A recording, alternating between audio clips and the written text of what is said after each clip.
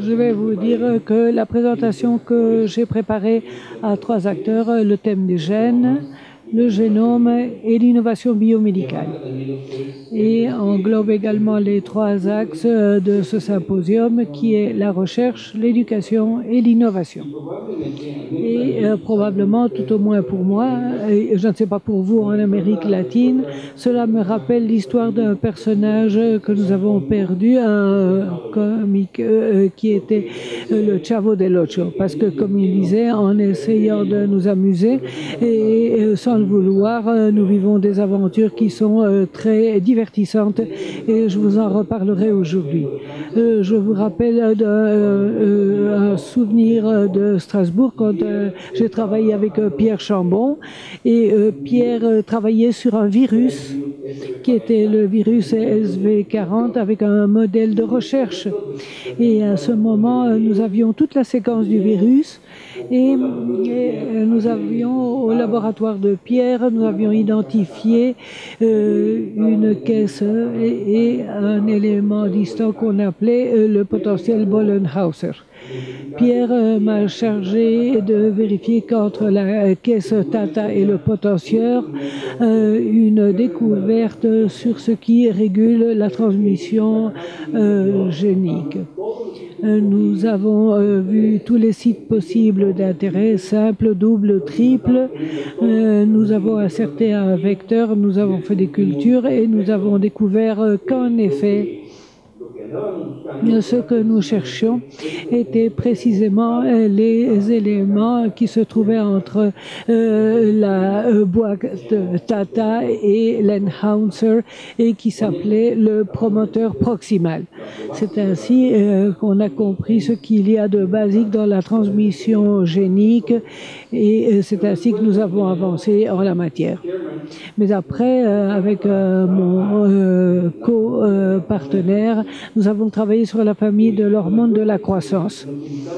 Et on nous a invités, les amis de Genentech et de l'Université de Washington, pour lire toute la région génique où se trouvait le gène de l'hormone de croissance, l'hypophyse, et ici ses compagnons dans l'évolution qui fonctionne. Nous l'avons fait, nous l'avons lu avec une technologie rudimentaire à la fin des années 80. Et sans le vouloir, quand nous avons publié cet article, il y a une note qui est apparue dans la revue Science en disant que le travail de ses collaborateurs allait pouvoir être appliqué au génome humain, mais qu'il manquait de la technologie. Puis on y est arrivé et on a parlé de notre travail comme antécédent direct et donc comme le Chavo del Ocho, sans le vouloir, nous avons découvert le génome humain. Ceci vous montre l'histoire du génome et de la médecine personnalisée. Et je vous rappelle qu'à la moitié des années 80, Tulteco a commencé à étudier le génome humain. Cela a commencé au début des années 90. On a terminé au début de ce siècle sur 23 000 gènes. À l'époque, nous avions toute l'information pour développer ce qu'on appelle la médecine personnalisée, mais ça n'a presque jamais été appliqué. Jusqu'en 1997, quand on a produit Herceptine, un anticorps pour lutter contre un cancer du sein après un test d'accompagnement. Puis on a R2 qui garantissait les résultats de Herceptine. Et jusqu'à présent, il y a beaucoup de tests qui ont accompagné des traitements. Permettez-moi de vous dire que ici, le travail de Chen et collaborateurs a aidé. Ici, vous avez l'hormone de croissance et les autres gènes. Et la première chose qui nous vient à l'esprit, à quoi ça sert? Nous avons pris ces gènes qui se trouvent ici et ce que nous avons fait a été développer une méthode qui nous permet de distinguer les garçons et filles qui manquaient du gène de croissance et ne répondaient pas aux gènes recombinants. Nous avons pris quelques enfants avec ce retard de croissance et nous avons pris un PCR et une action et nous avons montré que dans le dernier cas, il manquait la bande distinctive de l'hormone de croissance humaine. Ce travail a été une thèse d'un de mes élèves. Elle a été défendue en 1994. Elle a été publiée en 1997. Et maintenant que je révisais le matériel pour ce symposium, je me suis rendu compte que ça a été la première méthode de diagnostic qui accompagne un traitement pour l'hormone de croissance. Encore une fois, sans le vouloir. Puis en 1994, Ebrard, un étudiant, a montré ce travail d'accompagnement biologique.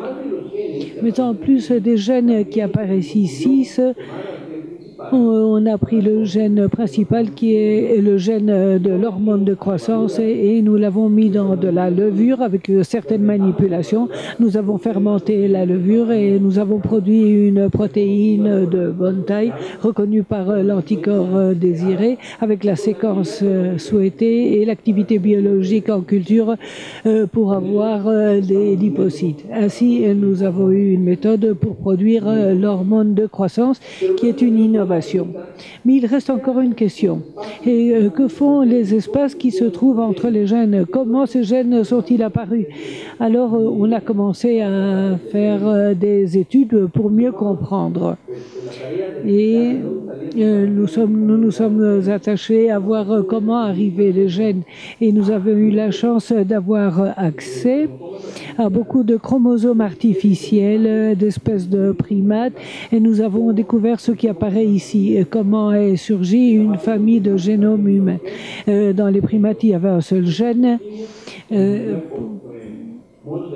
Puis, dans le Nouveau Monde, ce gène a été multiplié et dans certains cas, il y a eu une différenciation du placenta et finalement, on a l'être humain.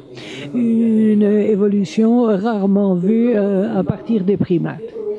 Et puis, on s'est demandé quels sont les éléments régulateurs, promoteurs, éléments qui contrôlent, comme les enhancers, les inhibiteurs, et nous nous sommes concentrés sur les promoteurs. Nous avons pris les promoteurs et nous avons essayé d'expliquer que font ces gènes qui fonctionnent sur l'hypophyse et dans la placenta. Nous avons pris les promoteurs, les longs et les courts, on les a mis dans un vecteur de culture cellulaire et on a découvert que les promoteurs courts ne régissent pas la spécificité et l'expression de ces gènes. Toutefois, les promoteurs longs le font très bien. Le promoteur long du premier gène permet que ce gène hypophysaire travaille sur l'hypophyse et le reste des gènes les éteint. Et le promoteur de ces gènes fonctionne dans le placenta. Et ceci nous a permis d'expliquer comment fonctionnent ces gènes dans des tissus spécifiques. Et on s'est demandé, est-ce que nous pouvons utiliser des promoteurs qui disent sur quel tissu fonctionnerait un gène, par exemple pour reprogrammer un virus comme le non-virus avec des éléments de contrôle d'un autre virus comme le papillome et fabriquer un virus oncolytique capable d'être introduit dans des cellules de cancer cervico-utérin. Et nous avons fait des tests, même au niveau d'animaux, et c'était avec succès. Ce virus entre dans les cancers cervico-utérins, il trouve le virus du papillome et il tue la cellule. Cette expérience de thérapie génique nous a conduit à une autre expérience à Nuevo León sur le cancer de la prostate, où nous avons un vecteur avec la capacité de devenir une drogue toxique. Nous avons fait des piqûres dans la prostate avec la prodrogue. Nous avons vu la chute de l'antigène prostatique, montrant qu'il y avait un effet sur la tumeur. Le comité d'éthique a dit qu'il fallait promouvoir la glande et on a pu ainsi étudier la glande pour voir si la thérapie génique fonctionnait. Il y avait une lyse, une suppression du système immunitaire et pendant 10 ans, les patients n'ont plus souffert de cette maladie. Cette expérience en thérapie génique et une visite à Strasbourg nous a permis d'aider une entreprise française, Transvie, à faire une expérience semblable au Mexique, mais contre le cancer cervico-utérin. Chez les femmes qui n'avaient pas d'autre option, on injectait un virus qui transportait les antigènes importants du virus du papillome avec une aide du système immunologique par une trucine. Et nous avons pu, grâce à ces premières expériences, commencer le protocole génique qui a permis à Transvie de prolonger ses études. Ces efforts pour traduire les découvertes et les solutions ainsi que les innovations et les amener sur le marché, nous les avons reprises à nouveau après les découvertes du premier génome humain qui dit qu'entre les humains, il y a très peu de différence de 0,2% de notre génome et nous avons vu comment exploiter cette différence. Comme vous le voyez ici, être capable de lire le génome pour lire les futures maladies et avoir ainsi une médecine personnalisée.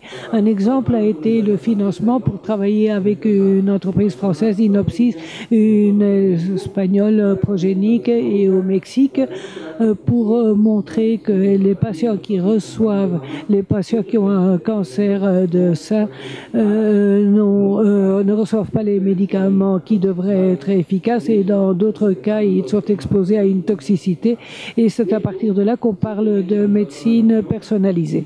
Récemment, à Nueva León, nous avons démarré une entreprise pour une médecine personnalisée.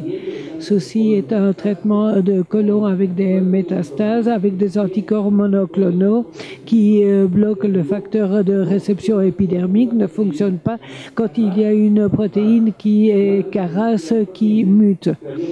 Et on disait qu'il y avait une probabilité de 62% qu'il répondrait. Maintenant, on voit la tumeur, on extrait le DNA, on étudie le gène de Caras, on dit à l'oncologue qu'il ne donne pas le traitement et s'il y a une mutation, à ce moment-là, ça va fonctionner. Donc nous faisons cela presque de façon routinière et nous terminons en vous disant que le 20 janvier de cette année, le président Obama, dans son message à la nation, a parlé de la médecine personnalisée où on va avoir l'étude génomique de chaque famille pour voir quel est le traitement le plus approprié, où les empreintes seront étudiées pour savoir exactement quels sont les médicaments à utiliser et à quel moment et en quelle dose pour avoir une médecine personnalisée. Je remercie les collaborateurs et les étudiants qui ont rendu possible cette aventure et merci à vous tous de votre attention.